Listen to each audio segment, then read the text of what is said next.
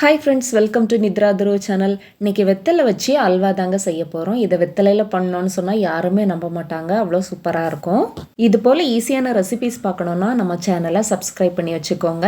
அப்படியே வீடியோ பிடிச்சிருந்தா ஒரு லைக்கும் பண்ணிடுங்க, ஹைப்பும் பண்ணிடுங்க. அல்வா பண்ணுறதுக்கு 5 வெத்தலை எடுத்திருக்கேங்க. அதில் காம்பை எடுத்துடலாம், காம்பை சேர்க்க வேண்டாம்.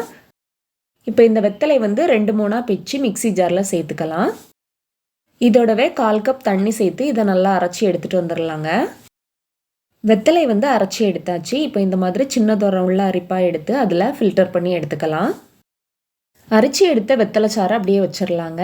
இப்போ இன்னொரு பாத்திரத்தில் 3 டேபிள் ஸ்பூன் அளவுக்கு சோள மாவு எடுத்துட்டு அதோட 1/4 கப் தண்ணி சேர்த்துக்கலாங்க. சேர்த்துட்டு இதை கட்டி எதுவுமே இல்லாமல் நல்லா கரைச்சி எடுத்துடணும். மாவில் கெட்டி எதுவுமே இல்லாமல் இந்த மாதிரி தண்ணியாக கரைச்சி எடுத்து வச்சுக்கணுங்க. நம்ம வெத்தலை சாறை எடுத்து வச்சுருந்த பாத்திரத்தில் 1 கப் தண்ணி சேர்த்துக்கலாம். இதோடவே நம்ம கரைச்சி வச்சுருந்த கார்ன்ஃப்ளவர் மாவையும் சேர்த்துக்கலாங்க.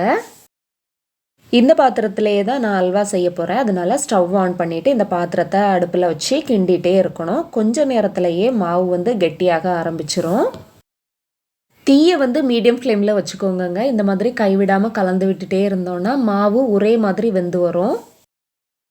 பாருங்கள், கலந்து விட்டுட்டே இருக்கும்போது கொஞ்ச நேரத்திலேயே நல்லா கெட்டியாயிடுச்சு. இதோட இப்போ சீனி சேர்த்துக்கலாங்க. நான் தண்ணி எடுத்த அதே கப்பில் தான் சீனியும் எடுத்திருக்கேன். நாம் மொத்தமாக 1.5 கப் அளவுக்கு தண்ணி எடுத்திருந்தோங்க. அதுக்கு 3/4 கப் சீனி கரெக்டாக இருக்கும். இதோட 3/4 கப் சீனி சேர்த்துக்கலாம்.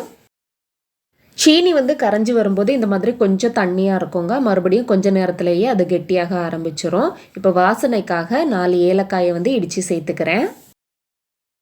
இந்த அளவு இறுக்கமாக வந்ததும் இதோட நெய் சேர்த்துக்கலாங்க. நெய்யை மொத்தமாக சேர்க்கக்கூடாது, கொஞ்சம் கொஞ்சமாக சேர்த்துக்கணும். முதல்ல 1 டேபிள் ஸ்பூன் நெய் சேர்த்துக்கலாங்க.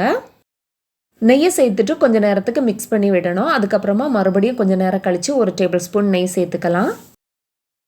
இந்த மாதிரி கொஞ்சம் நேரத்துக்கு ஒரு வாட்டி நெய் சேர்த்து இதை மிக்ஸ் பண்ணி விட்டுட்டே இருக்கணுங்க. நான் மொத்தமாக 4 டேபிள் ஸ்பூன் நெய் சேர்த்துருக்கேன். உங்களுக்கு நெய் அதிகமாக சேர்க்குறது பிடிக்கும்னா 2 டேபிள் ஸ்பூன் அதிகமாக கூட சேர்த்துக்கலாங்க. இன்னொரு பாத்திரத்தில் கொஞ்சமாக நெய் சேர்த்துட்டு அதோட முந்திரி பருப்பும் சேர்த்து பொரிய விட்டு இதோட சேர்த்துக்கலாம். இப்போ எல்லாத்தையும் சேர்த்து மிக்ஸ் பண்ணி எடுத்தோன்னா நம்மளோட வெத்தலை அல்வா சூப்பராக ரெடி ஆகிரும். வீட்டில் வெத்தலை இருந்ததுன்னா இந்த அல்வாவை செய்து பார்த்துட்டு எப்படி இருந்ததுன்னு சொல்லுங்கள். வீடியோ பிடிச்சிருந்தா லைக் பண்ணுங்கள், ஷேர் பண்ணுங்கள். தேங்க்ஸ் ஃபார் வாட்சிங்.